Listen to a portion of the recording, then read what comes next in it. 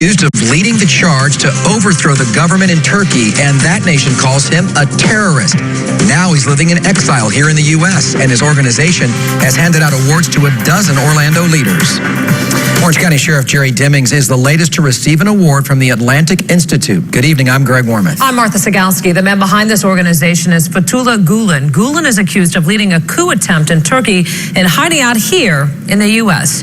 Channel 9's Shannon Butler spent the day digging into the group's history, and Shannon, you found out they've given awards to local mayors, even the president of UCF. Yeah, the Atlantic Institute's website says that Fethullah Gulen has dedicated his life to interfaith and intercultural dialogue, but sources came to Channel 9 asking for us to look into the awards given out by the group. They told us that community leaders like Sheriff Demings should stay far away from the group, especially after the Pulse massacre. You may not have heard his name, but Fethullah Gulen is a controversial world figure. According to CNN reports, the cleric is accused of being the mastermind behind a failed coup in Turkey earlier this year. He has been living in exile in Pennsylvania and denies that he had anything to do with trying to overthrow the government.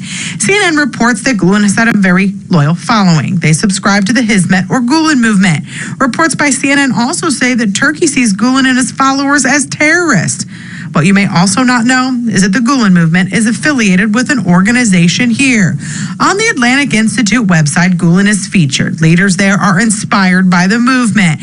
And for years, community leaders have accepted awards from the group.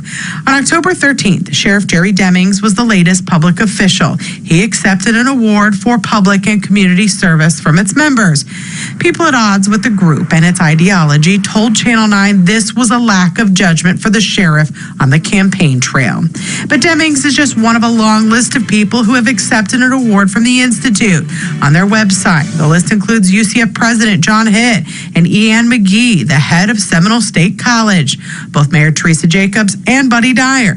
Dyer's office telling us today the awards are meant to recognize leaders who promote diversity and intercultural exchange. And it seems being recognized by the organization doesn't concern any of Orlando's leaders.